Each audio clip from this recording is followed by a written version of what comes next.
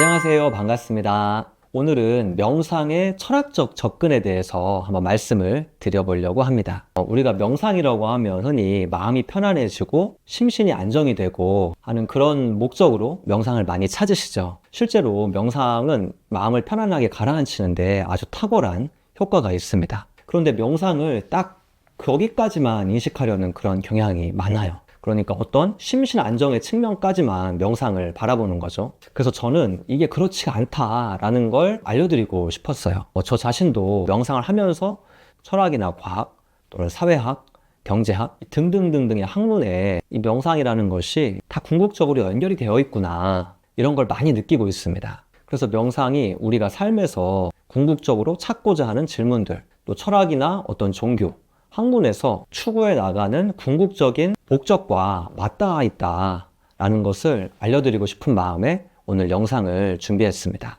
철학이나 과학, 종교, 심리학, 경제학, 사회학 등과 명상이 어떻게 연결이 되어 있는지, 명상의 진짜 의미는 이런 거구나 라는 것을 사람들이 많이 아셨으면 좋겠습니다. 오늘은 명상의 철학적인 접근에 대해서 한번 말씀을 드려보도록 하겠습니다. 여기엔 저의 개인적인 이해 정도까지가 포함되어 있다라는 부분은 양해해 주시고 들어주시면 감사하겠습니다. 우리가 서양 철학하면 되게 유명하신 분들이 계시잖아요. 소크라테스, 플라톤, 아리스토텔레스, 또 데카르트, 그리고 칸트, 니체, 하이데거, 이 분들 중에서 우리가 중요한 원류라고 할 수 있는 몇몇 분에 대한 이야기를 해보도록 할 건데요.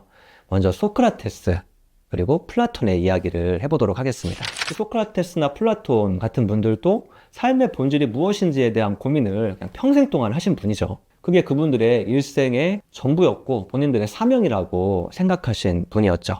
진리에 대한 탐구, 삶의 본질에 대한 탐구. 소크라테스는 진리란 무엇인가에 대해서 아테네의 젊은 청년들에게 계속 대화를 통해서 또는 논쟁을 통해서 알려주려고 하다가 궤변론자로 취급을 받아서 사형을 선고를 받았죠. 청년들이 소크라테스한테 너무 열광을 하니까 그런 모습들이 기존의 어떤 질서를 무너뜨린다라고 생각해서 사형 선고를 받았습니다. 제가 이해하는 소크라테스는 상당히 어떤 대화를 통해서 좀 이성적으로 논리적으로 삶의 진실, 본질, 진리를 알아가려고 하셨던 것 같아요. 그리고 그 방식으로 사람들에게 자신 안에 있는 참나, 자신 안에 이미 있는 삶에 대해서 자각하게 해주시려고 본성을 깨우치게 하시려고 노력을 하셨죠.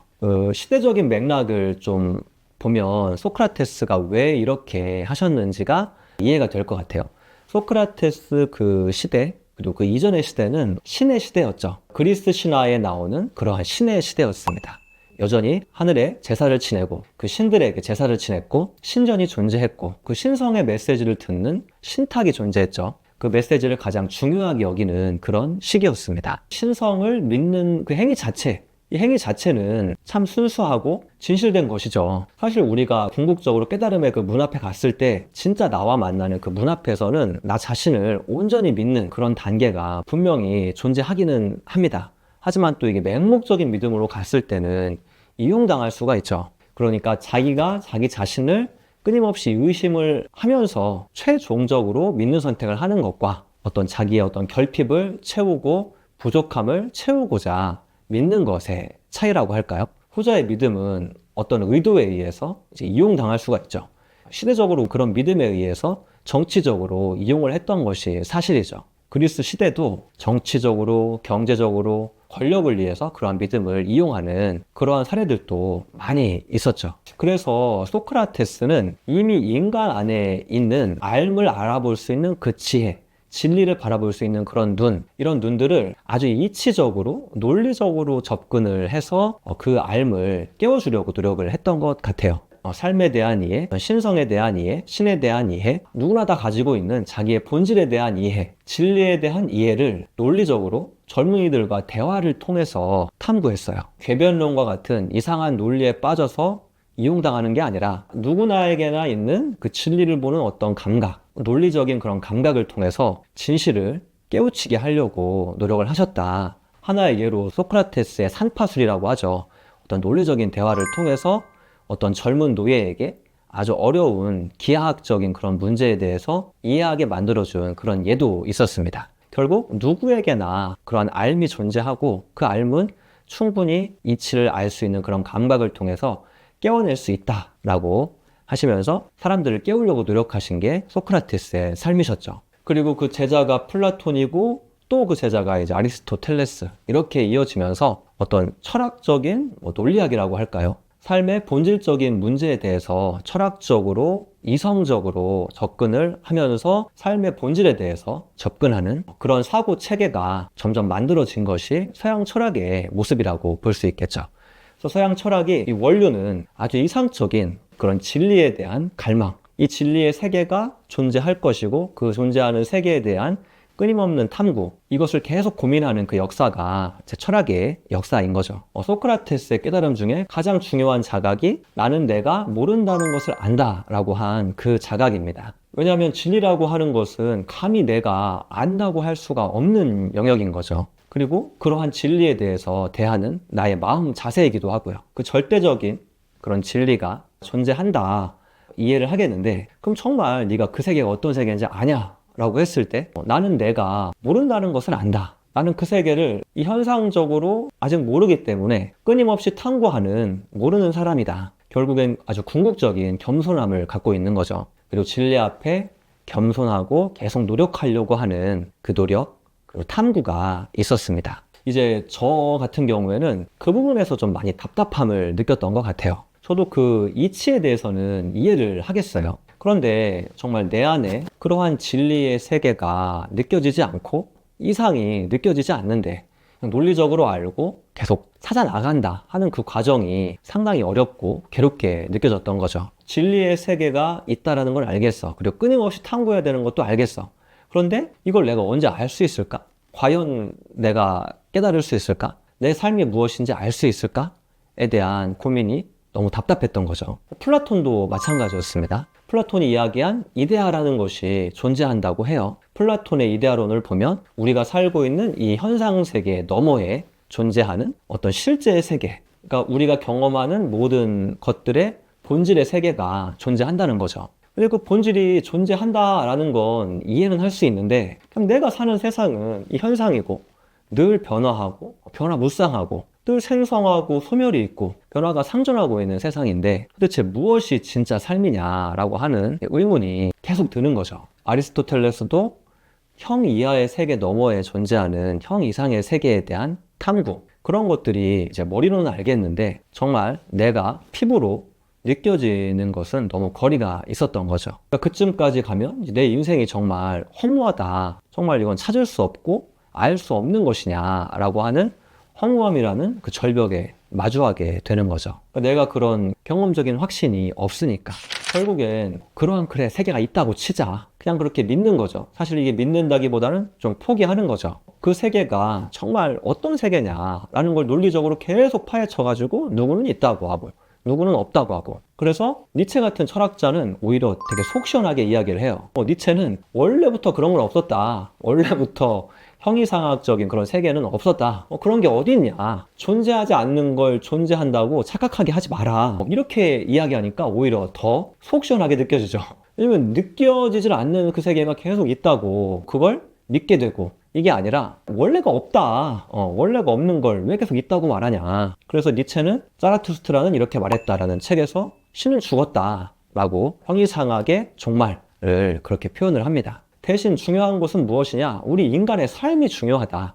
삶의 의지가 중요하고 그러한 인간의 한계를 극복해내고도 살아가는 인간의 그 삶의 의지, 창조의 의지, 이걸 초인이라고 표현을 한 거죠. 그래서 인간의 주체적인 삶을 강조했고, 즉 살아가는 그 주체의 중요성을 강조하는 실존주의에 상당히 영향을 이제 많이 미치게 되죠. 그러니까 서양 철학의 이러한 흐름이 다 무엇이냐, 정말 진리라는 게 존재하냐, 그리고 이 삶이라는 건 무엇이냐에 대한 본질적인 질문, 이 세상은 도대체 무엇이냐 라는 것에 대한 본질적인 질문, 이 질문에 대한 답을 계속 찾고 묻고 하는 그런 과정들이 서양 철학의 역사였죠. 처음엔 형이상학적인 어떤 세계에 대한 갈망, 동경, 계속 끊임없는 탐구에 집중을 하다가 점점점 이제 어떤 경험주의, 과학기술이 점점 발전하면서 인간이 어떤 감각적으로 경험한 것까지만 믿는 경험주의가 또 생겨나게 됐고, 칸트 같은 학자는 이 두 가지를 융합하려고 노력도 많이 했고, 니체 같은 사람은 아예 형이상학적인 걸 다 무시하고 무엇이 중요하냐, 인간의 삶 자체, 그 삶의 의지, 이런 부분들이 중요하다라고 또 이야기를 했고, 그래서 계속 끊임없이 절대적인 진리에 대한 탐구와 좌절과 실망과 그래도 새로운 희망과 이것을 계속 알려고 하는 이런 과정들이 철학의 역사죠. 그리고 지금도 그 역사는 계속 반복되고 있죠. 그런데 저 같은 경우에는요, 어떤 이 형이상학적인 세계, 진리의 세계가 존재하지 않는다라고 하면 힘이 참 빠지는 거예요. 약간 갈 곳을 잃어버린 느낌이죠. 인생이 많이 허무해지잖아요. 내가 살아가야 되고 추구해야 되는 이상, 이런 것이 이제 없는 거죠. 사실 이 제일 안 좋은 게 이 허무주의거든요. 그냥 어떤 의미도 없게 만드는 그런 상태. 그러니까 자기 자신에 대해서도 상당히 가치 없게 느껴지게 되고, 이 세상도 가치 없는 세상이고, 참 이 존재에 대해서 무가치하고 무의미하고 아주 가벼운 그런 상태. 과연 우리가 이러한 상태를 용납할 수 있을까? 저 같은 경우도 참 용납하기가 너무 힘들었어요. 그러니까 그냥 방황, 고민 이렇게 반복됐었던 거죠. 이 정도까지 생각이 미치면 사람이 약간 이제 미치는 것 같아요. 고민해도 답은 안 나오고, 이런 갈등 속에서 결국 포기할 것이냐, 아니면 그냥 적당하게 타협을 할 것이냐. 사실 포기나 타협이나 다 비슷한 얘기죠. 어떤 종교를 그냥 무작정 믿어버리는 그런 심리나 어떤 철학이나 이론을 그냥 믿어버리고 나 스스로에게 해야 될 진지한 고민을 이론이나 종교에 내맡기게 되는 거죠.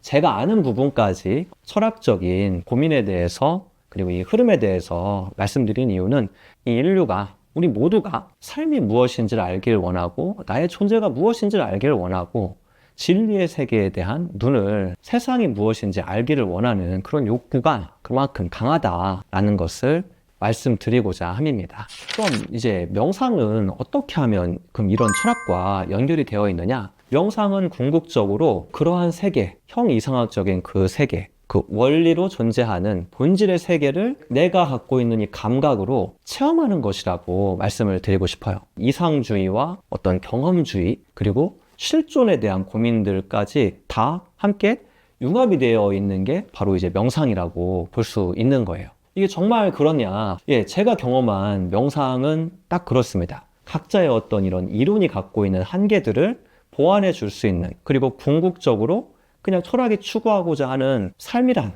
그리고 세상이란, 이것에 대한 질문을 나의 감각으로 체험할 수 있고, 그리고 그 본질을 내가 인식할 수 있고, 나 자신의 실존에 대해서 자각할 수 있게 만드는 것, 이게 바로 이제 명상이다 라고 말씀을 드리고 싶습니다.